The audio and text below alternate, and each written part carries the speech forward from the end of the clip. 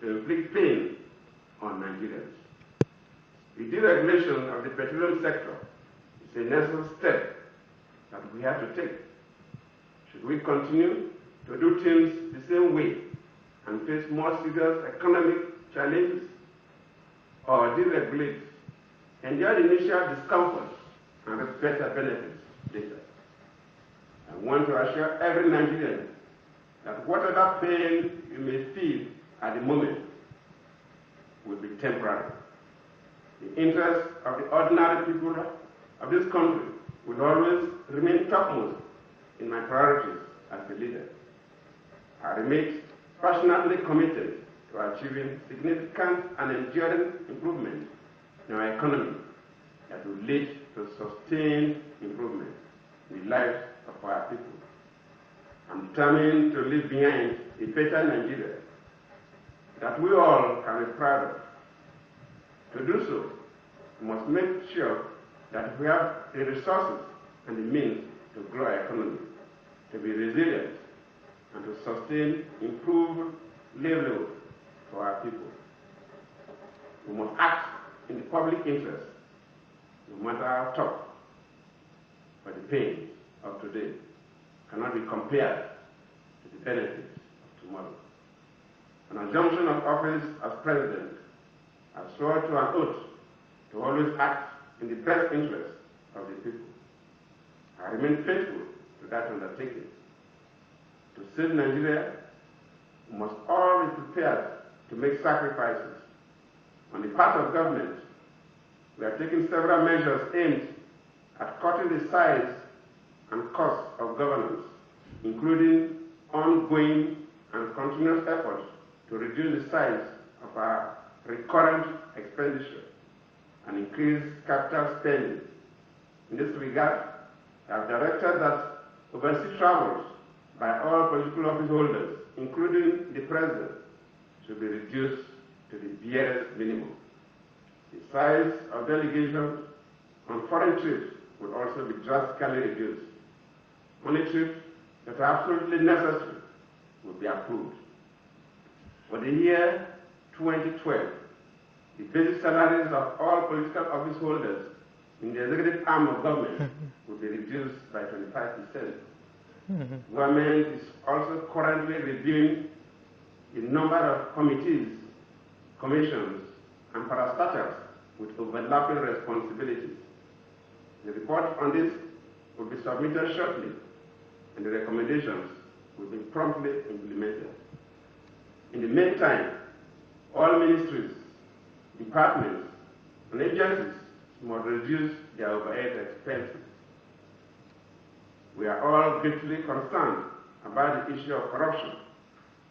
The deregulation policy is the strongest measure to tackle this challenge in the downstream sector. In addition, government is taking other steps to further sanitize the oil industry, to ensure that the funds from petroleum subsidy removal are spent prudently on projects that will build a greater Nigeria.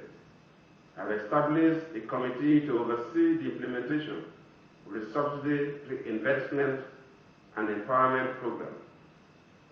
I sincerely believe that the reinvestment of the petroleum subsidy funds to ensure improvements in national infrastructure, power supply, transportation, irrigation and agriculture, education, healthcare, and other social services is in the best interest of our people. Fellow Nigerians, I know that the removal of the petroleum subsidy imposes an initial burden on our people, especially the rising cost of transportation. Government will be vigilant and act decisively to curb the excesses of those that want to exploit the current situation for selfish gains. I plead for the understanding of all Nigerians. I appeal to our youth not to allow mischief makers to exploit the present circumstances to mislead or incite them to disturb public peace.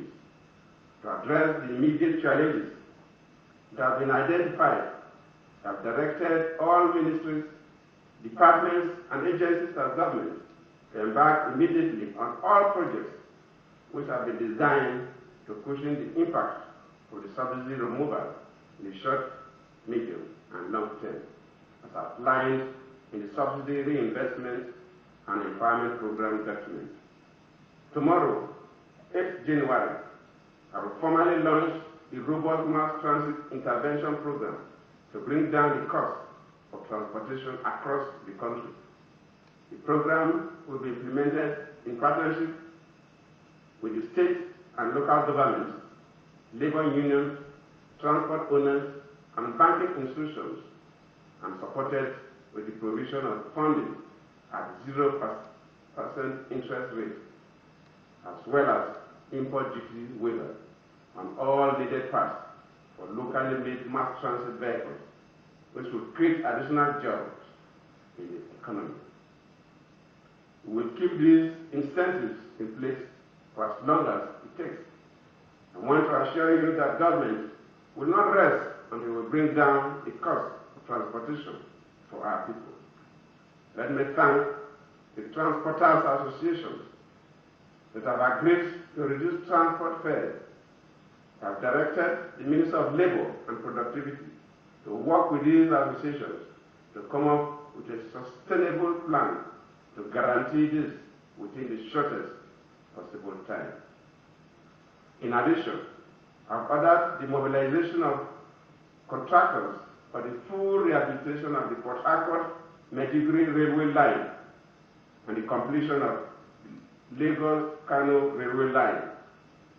I have also directed the immediate commencement of the public works program that will engage the services of about 10,000 youths in every state of the Federation and Federal Capital Territory. This will create an additional 370,000 jobs. Government has taken these decisions in the best interest of our economy, so that we not only have benefits today, but to ensure that we bequeath even greater benefits to our children and grandchildren. Let me assure Nigerians that every possible effort will be made to ensure that we march forward with a collective resolve to build a Nigeria that can generate greater economic growth, create and sustain new jobs, and secure the future of our children. This administration will aggressively implement its program to reposition and strengthen our economy while paying adequate attention to the immediate needs of our citizens. I assure you all that we will work towards achieving full domestic refining of petroleum products with the attendant benefits. As I ask for the full understanding of all Nigerians, I also promise that I will keep my word. Thank you. May God bless you, and may God bless the Federal Republic of Nigeria.